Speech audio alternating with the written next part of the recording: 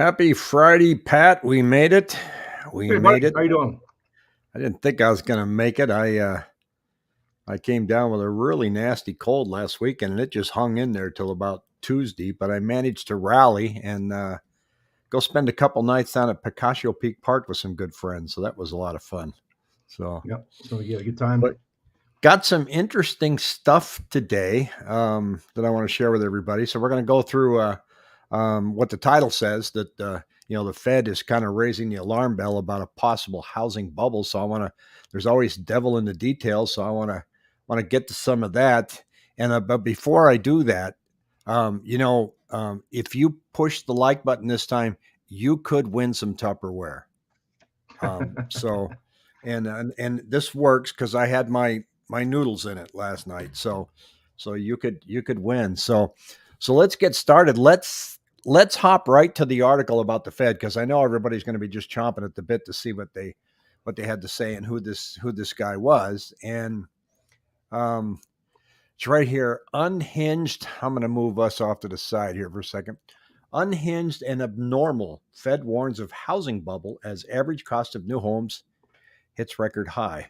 So it's new data from the Census Department released last week revealed that the average cost of a new home hit a record high of 511, and the Federal Reserve is warning about a housing bubble. So they say that housing prices have spiked 25% over the past year. Since 2012, the cost of a new house has doubled, Phillips explains. Cities with the biggest spikes, guess where? Phoenix, Miami, and Tampa.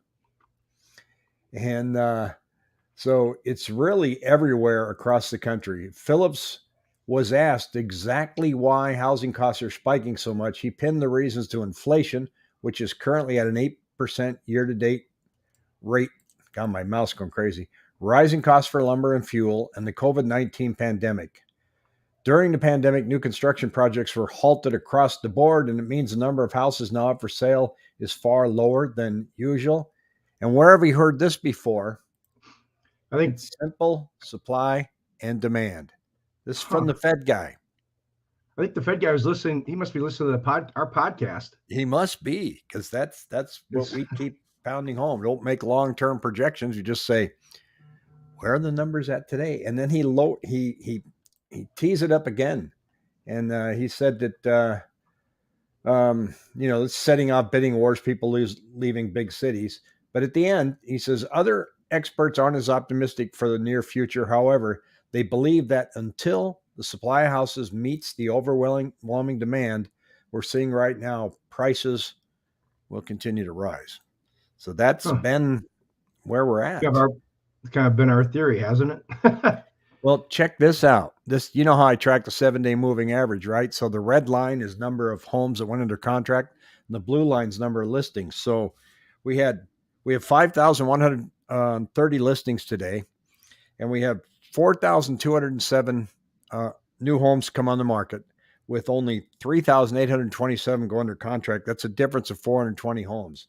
That's why the red line's a little lower. So I go to this yellow arrow I put in here, and that's last year, the same week. Wait till you hear this. So today, past 7 days, 4,247 new homes came on the market. Last year, 4,242. Only a difference of 5 homes. Really? Gets better, Pat. This year, 3,827 homes went under contract. Last year, 3,826. No way. I know. I was stunned when I looked at that. I go, well, let me compare it to last year. Unbelievable. But the difference that I'm seeing is there's 1,749 price changes the past 7 days. I think people are kind of letting the interest rate thing make them rethink their asking prices. And because we've been rolling about 1,450 price changes on a 7-day moving average. Do Vegas, U.S. homes still cheap. Many things have doubled and more. Yeah, it's brutal out there. But it just absolutely stunned me how close this week was to last year. That's crazy. That's actually creepy.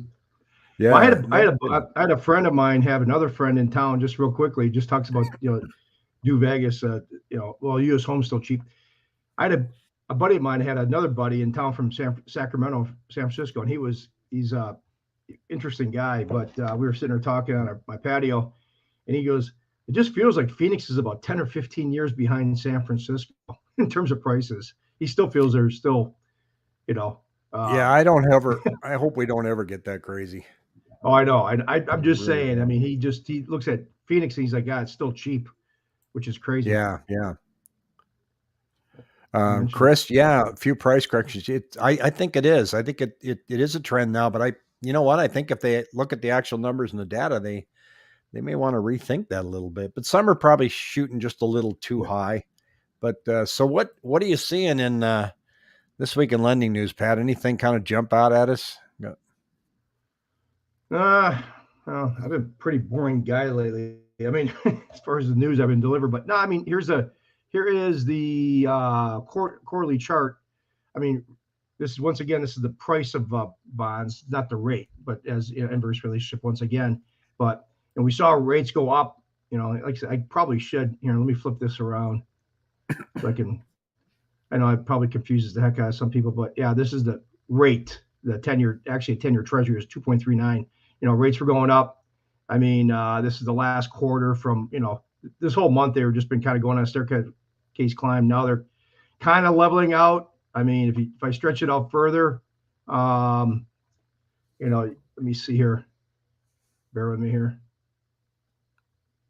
Takes a while to just interact. Give me one. They did Hold just on. kind of muddle this week, though. They got up to Yeah, a I high of mean, like 4.97, and then yeah, I mean, lenders are high fours. There's some lenders in the mid to low to mid fives. I mean, this is a 3-year chart.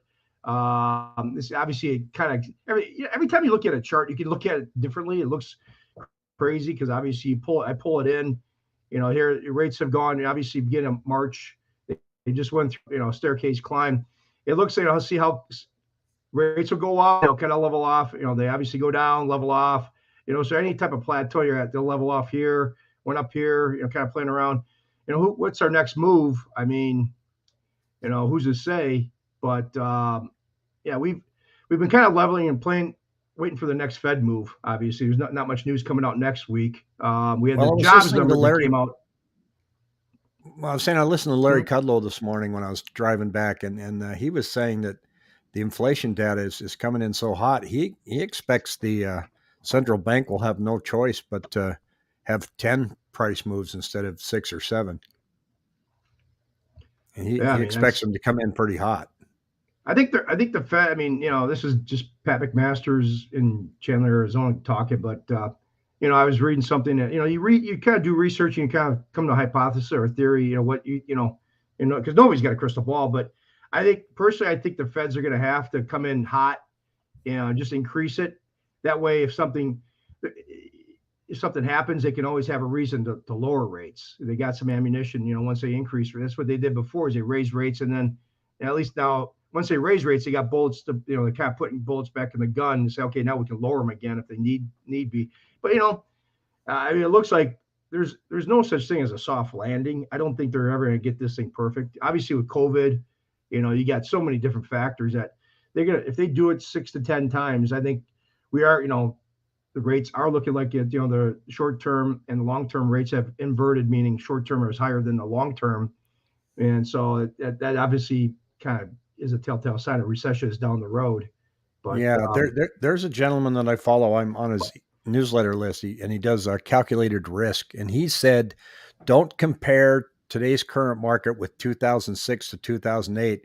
Compare it to 1977 to 79 when it comes to rates and the effect on house prices. mm-hmm, mm-hmm. Well, I got, I can show you that one chart that I pulled up. I'll pull up another chart. But yeah, so bottom line is, I mean, the rates have been kind of, I mean, I'll pull back here 6 months. Obviously, we're based out. We went up. We based out. We went up. We kind of flooded around here, and then we went up. And then, I mean, we're probably going to base out here a little bit. I mean, rates do look like they are going to probably with the news. They are going to. I'd say 9 out of 10 people would say that they're going to go up further. So, but I kind of sat back here today, last 24 hours. I'm like, okay, I just try to put myself in the shoes of somebody that's trying to buy a house. Okay, let's say you got everything dialed in. We want to buy a house. I mean, too many people are trying to figure out, should we buy now? If rates go up, we can lock it. What should we do? You just got to look at your situation right now. If you got a house, one of two things can happen with rates. If you buy a house now and lock in at say high fours, and they do go up, that's a good thing. You got yourself covered, right? You Yeah. buy you buy a house today, 4.75, and you're afraid, I don't want to buy it because the rates are too high. What's the other option? They fall from say 4 7/8 down. We see another refi wave. You can lock in a lower rate on a refi, on a negotiated low cost refi. So I think too many people, I hope that people out there, I mean, for what it's worth, like you said, I was trying to sit back and say, hey, what I do? Like, okay, rates are 4.875. If I buy today, 4.875, but if they go to 6, then I'm going to be, I'm going to be in a lot better position than I was, if I waited.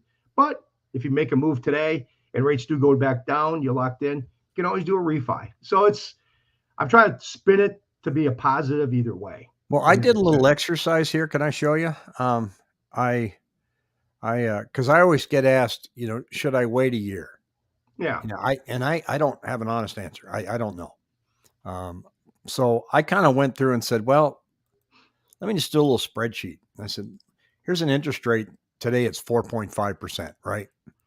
Let's say it goes to 6 and the market goes down 25%. The crash, here it comes, goes down. Now we just went up 25. So you're going to go down last year's level. So your home value that you bought at 450,000 is now only worth 337,500. I put in 20% down payment just for giggles, but we know you don't need to come up with 20%, but just for this exercise. And when I figured the payment, I didn't include taxes and insurance. I just did principal and interest. So you would save $205.28 a month, even if interest rates went up to 6%, if the home value went down 25%. Okay. So that works. So then I go, well, what if it only goes down 10%? The prices go down and the rate goes up 1.5%.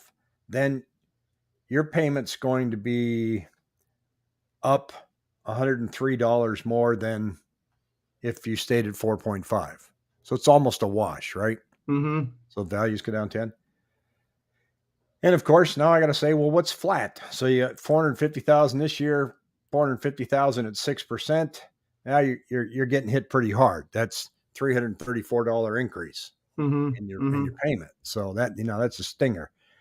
If home value has a 5% increase, then it's $439. So if we, same house, same payment. So what I encourage people to do is to create your own scenario and get, and I have a mortgage calculator on rickhelps.com. So just say, play in your own mind. Okay, if next year rates are here and home prices are here, what does that mean? What does that mean for you? Yeah, what does that mean for you? Price is going to go up, going to go down, and then look at the whole thing and figure out for you, because you're the one buying it. So don't rely on YouTubers and economists, because none of them got it right the last time. They didn't even get it right last year. So you have to look at your own payment and calculate all your own different scenarios. So just sit down with a calculator and say, okay, looks like real estate's going to go up at least 20% this year. Especially when you look and I show you that the numbers are exactly like last April 1st. So we're probably going to go up another 20%. Well, what's that mean? And how much flexibility would I have if interest rates go up or down? Hello, Carlos. So in that way, what you want to do, right? And you had the effect of interest rates versus payments, right? Yeah. As far as as far as home values, there's this article. Values, yeah. Well, just to expand on that, what you said just earlier, not to get too, wonky, word salad as we, But I mean, I think too many people. That's a new term now. Yeah, I like the word salad. I have a tendency to get involved in a word salad too many times too. But I think the best advice that you and I mean, I can for lack of a better term, because a lot of people are getting caught up in all this news that you know what's going to happen with the market. Like you said, I mean, I think our best advice that we're trying to basically say is, people look for advice because they never want to be wrong, right? But you got to sit down. I mean, now we're in the low hanging fruits. It's a tough market out there. It's tough. Obviously, you're paying high rents. So, I mean, if people are really serious about, again, well, I've said this a couple of times, if you're really serious about buying a house, I mean, it's going to be a process. And like you said, I think people sat down and really, dissected their situation, like scenario one, scenario two, scenario three. If we do it now, what it's Yeah, going to if I take some wait a brain. year and rates go up and prices go down Yeah, 10%, well, how will where's it that going affect? to how would that affect me? And I Yeah, think people, if I just thought about this, people don't really, they don't put that into their mindset when they're out buying a home, or when they sit down like, hey, they just want to buy a home. Okay, yeah, think about scenario one. If rates go, okay, here's where we're at right now. What would happen if rates went up a point? Can we, would that push us out? And also, if rates, you have to really dissect your situation right now and not speculate. Like I said, that's why I'm trying to say, if you bought a house right now locked in at 4.875 and rates went to 6, like you said, let's say, you're gonna be, you're gonna look like a hero. And if you lock in today, you buy today at 4.875 and rates go down, you got an option to get out and lower you're not locked into that 4.875 forever. yeah, So yeah. I mean, people got to sit. I think I guess the point is, sit down, see what your scenario really, the what ifs. I think that's would be a great exercise. Hey, show that. I want to show that chart, like you said. So this, I mean, rates. This was on the Mortgage News Daily that we pull up. Where it says, when will prices care about rising rates, and are rates done rising? And it talks about, here, just like I said, the rates have been kind of leveling off here last couple of days. Oil prices have come down, but this article goes on to say, here's obviously from what rates were. They went down, down, down, settled, and we saw this major spike upward. And they says, if rates are moving up so quickly, why are home prices still rising? Because it says, once again, the first thing is, once again, unprecedented supply and demand. And but then it goes on to say, arguably, we could see a few instances of big unexpected rate price spikes resulting in slower home price growth. So this was back in 13. We saw a major spike, right? Yep. And you and I have been saying, and this is, the people we've been telling people on this, podcast, basically, that what's happening today is not going to, it's going to take, the cycles of real estate take what It do we takes say the last time. couple of weeks? 5, 6, 7, 8 months. Yeah. Sure enough, I mean, rates went up, and then you saw the annual price, growth. Obviously, it says 4 to 7 months of lag time between big rate spikes and shifts in home price growth here and here, and then it spiked And up that's here. not a price dip. That's just the reduction of the current rate. The prices were Yeah, going up, right? the annual home price growth, Yeah. exactly. So it's not. So basically, it says the first clue is the lag time between mortgage rate spikes and potential impact on prices. It has taken between 4 and 7 months to make it into the data in the past. And Wow. so, I mean, does this mean the current home prices are a ticking time bomb set to decline in a few months? No one knows. They actually, the chart above says nothing about home prices declining. So it just says about the rate of change in prices. And I think that's what I mean. You're going to see, I think, people backing off. Um, it kind of just goes right in line with our what we've been talking about. Well, I understand China's getting hit really hard right now. Mm-hmm. Their home prices are just getting just battered, but it's for totally different reasons. And I got some new numbers here coming in from Cromford, and it shows the number of one of our favorites is the average percentage of sales price compared with the final list price. This is compared to 2 years ago. Cave Creek 103.5 compared to 98, Wow. and Chandler 103.3 compared to 99. All these homes are going over list price with the exception of Gold Canyon and Paradise Valley. So that that the average home is going over list price, and then of course there's our active listings, right? So there's what they're basically saying is that this is where we're at. But the other thing that we're seeing a lot of here too is let's see if I can find the right chart here. Here's the number of flips that's going on. The investor traffic is so intense Mm-hmm. that even Zillow is selling to investors, and then Open Doors buying house, and they're flipping them, and they're also purchasing some and selling them to individual investors. I mean, just watch network TV, which I really don't watch a lot, but when I was in my travel trailer, I had the local news on, and you've got all these guys. I can give you a cash offer that same day, and you can live in your house for up to a year if you want. And one of the major companies here is saying, you could stay for up to 6 months. Now, you can only do that if what? It's a cash buyer. Mm-hmm. So if they get you an offer where you can stay in your home for 6 months, it's going to have to be a cash buyer. Because if you Mm-hmm. finance, you got to be in within 60 days, right? Mm-hmm. Yeah. So when you Occupancy. watch that commercial, kind of think of that. But I was overwhelmed by the number of, and you see this during hot markets, these guys getting under, like Doug Hopkins, you Yeah.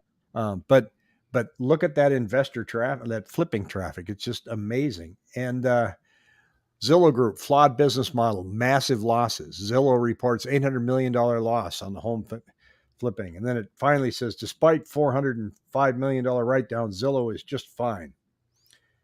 And it says here down at the bottom, don't trust the Zestimate. Another reason to only take the Zestimate with a grain of salt, Zillow itself used the Zestimates as the guide to buying up homes to flip as an iBuyer. Well, that didn't end well. Yeah. They used their own Zestimate. And so they make sure I'm going the right way here.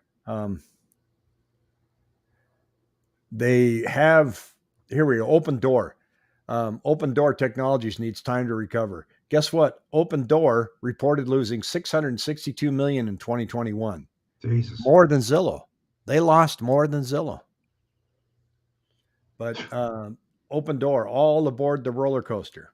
So yet the stockholders are still saying it's good. Here's a plot chart of the homes that Zillow flipped where they sold them for less than they bought them for. Eye opener, right? Open Door. It says flip sales, gross percentage gain map. So this is showing a loss. All of those homes, they didn't make any money on them. So we got a comment here. Says, just joined. What are we expecting the rate to be January 2023? We'll just have to have a lottery and see who wins and gets the closest. That's nobody knows. Nobody knows. No, I wish I could tell nobody you. knows, but I mean, just based on what we're seeing, I mean, I'd say if I was, just, I mean, I think we could probably set, I think the market would be okay settling. I mean, I'm just kind of just over time. I think if you see rates 6.5, I think you're going to see things really start to kind of get shaken up. I think if rates settle into low to mid fives, I think that would be a kind of a good, But going back to what we just showed people, because evidently he just got on here, is do your own calculations. So in other words, yeah, we're mid fours, high fours right now. What if they're low sixes? What will that mean to you as a buyer? Does that throw you out? Does it, are you still in the game? yeah, So because it doesn't do any, like you said, once again, I mean, I think we just gave good advice to a lot of people, the millions of people. It's just, I mean, we haven't really millions and hit millions. on that.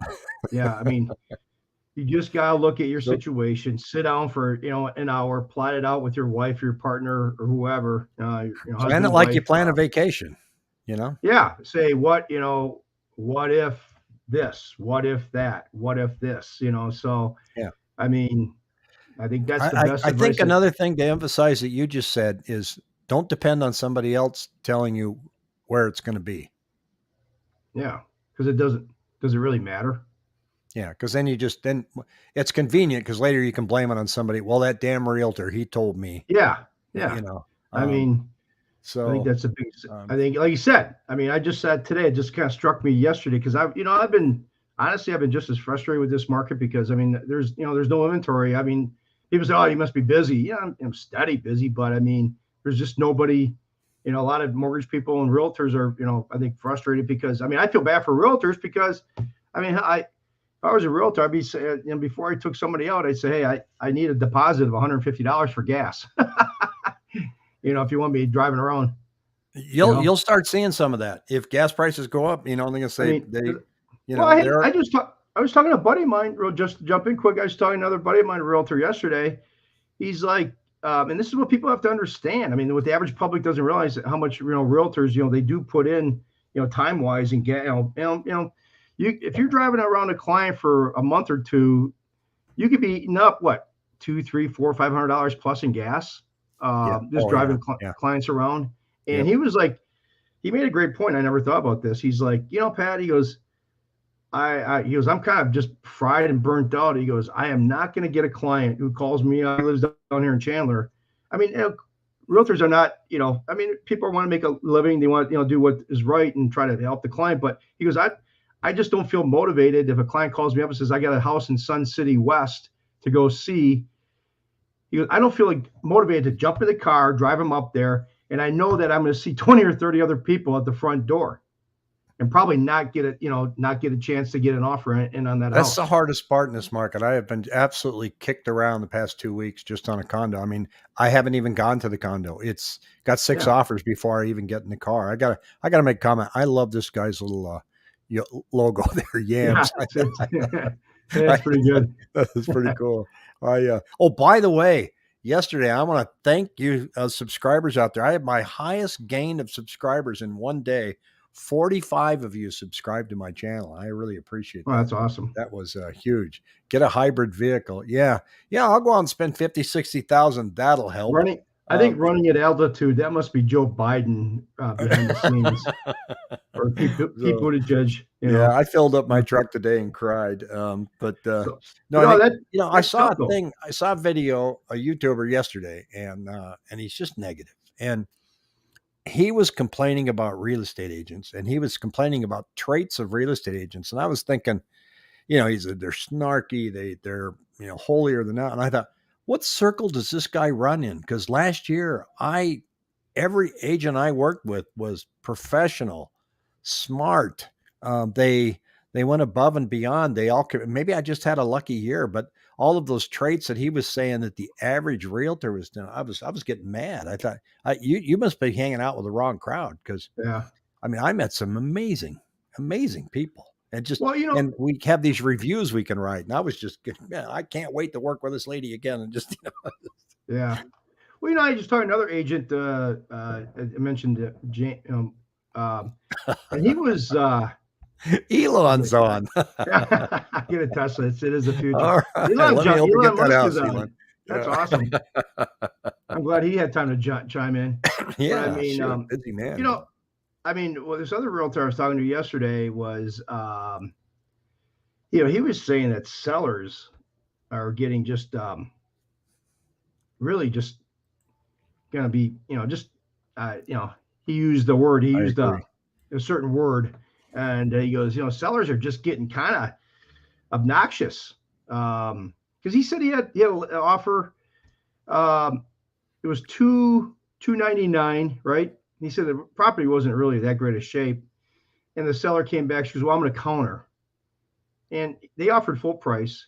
She countered up to 320. She goes out 320, and he's Yeah, like, I was like on the phone. He goes, "Well, if she wanted to sell for 320, why didn't she just start at 320?" yeah, I yeah. mean, they offered her 299, the full price list price off. It's just sellers now are getting, and it's ticking me off that they're getting this greediness. And I think my just psychological, being in the finance markets for 34 years, as much as we're saying supply and demand, everything is looking good in terms of prices going up.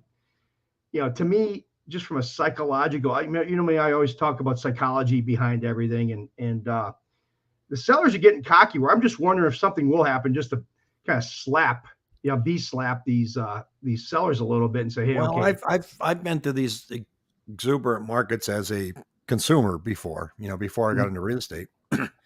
And I think you see this pattern. What you see is you see this, the some of the firms start acting like they've got some kind of special program that got you a higher price for your home. Yeah. No, they don't. It's No. not. It's supply and demand.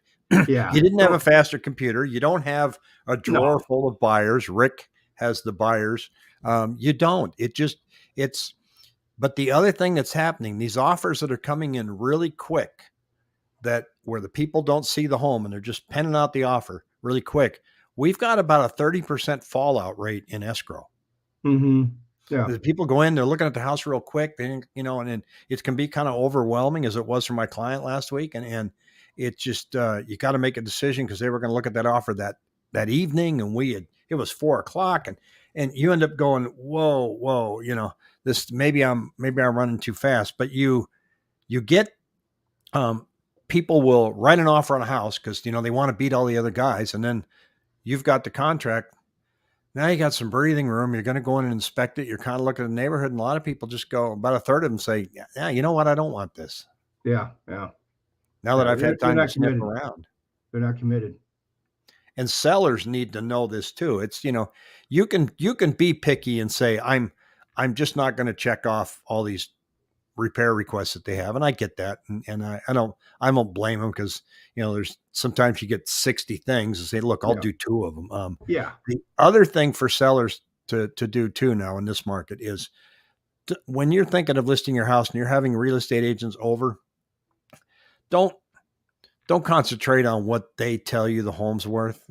Give me 15 minutes. I can tell you what's just, because it's all of the buyers that are going to tell you what your home is worth. So find out what the range is.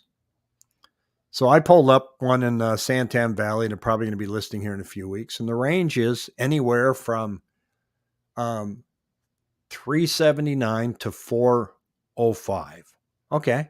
So find a sweet spot in there, because the buyers are going to come in and tell you whether it's worth 379 or 405. Yeah. Now you can bring another agent that comes in and says it's 409. Okay. Maybe it is. Yeah. Yeah. It just, the market sets the price. And Justin says, just closed on a new home in Queen Creek, took 17 months to build. Yeah. While you lived with your mother-in-law. Oh, sorry, Justin. No, she's probably a really sweet lady. Closed under contract for $550, now valued at Redfin at $830. Holy cow. That's amazing. Yeah. You got lucky. I'm glad they didn't rip the contract out from underneath you. Yeah. Yeah. There's a lot of new builders that are just saying, we're going to move on. You can't, because a lot of new builders are basically threatening, people are buying. If they can't close on a certain date, they're like, okay, we're done. We're moving on. You do tube. Yes, I totally missed the boat on Arizona. Prices are insane. I mean, yeah, I don't know. Well, it's, I could say that same thing about Omaha, Nebraska too. It's just prices are insane. You miss it, and it just. But who knew? I mean, I was camping with a couple of friends this weekend, and he said, I thought when the pandemic hit that everything was going to go to hell in the handbasket. I did too. Yeah. No, you and I thought. I mean, like, oh, this is going to be crazy. So these are homes. That was my first home when I got here. Wow. Yeah. So, and Carlos, he did the same in 2020. See, I got a couple of winners on there. So, but we had a heck of a jobs gain today. So that may put more pressure on the feds, right? Yeah. I think it's pretty much expected. It was, they said they missed a lot. It was a good jobs gain, but not quite. They missed estimates, but I think the jobs numbers aren't going to be as, I think people are zoomed in on the inflation number. I mean, that's really what people are going to be looking at, the feds. Yeah. Yeah. And they have to, we said a couple of years ago when they said that they were going to try to get inflation at the benchmark at 2%. That's the first time that central banks ever gave themselves a job of trying to create inflation. Yeah. Well, they did it, and now they're trying to figure out how to get out from underneath it. I think it's going to get ugly, but it's not going to get ugly right now. They could clamp up and really constrain things, and we'll be in a recession. And instead of home prices going up 20%, maybe they'll go up 2%. Yeah. And, hopefully you don't have a whole lot of layoffs then, but maybe we'll see some balance in the market and that'll help. It's not like I want to cheer a rate increase, but it's not making me that nervous. I'm hoping for a balanced market. Yeah, exactly. I think things are gonna get. I think they're gonna get worse before they get better, and I think it's gonna be choppy. I think we'll have more. It's gonna be choppy. My take on everything. And this is just me. I think things are gonna be really choppy until November, until we get guidance as far as if Democrats are gonna stay in place or Republicans. I mean, not to Yeah, get it always political. has a mental impact. I It think never it will seems have. to turn the It has a numbers. mental impact, but I think this one will be very, very influential as far as people always have to wait till after the election. I think it's gonna be interesting to see. Yeah. Yeah. Well, I want to remind people that this is the week that if you hit the subscribe button, you may win some free Tupperware. So, I mean, the like button, not the subscribe button. So, anyway, Pat, have a super weekend. Thanks for jumping on. And for our millions and millions of viewers, we appreciate each and every one of you. And I hope we didn't blow up the internet. Yep. All right, buddy. Have a good All right. weekend. See you, pal. See you, buddy. See you.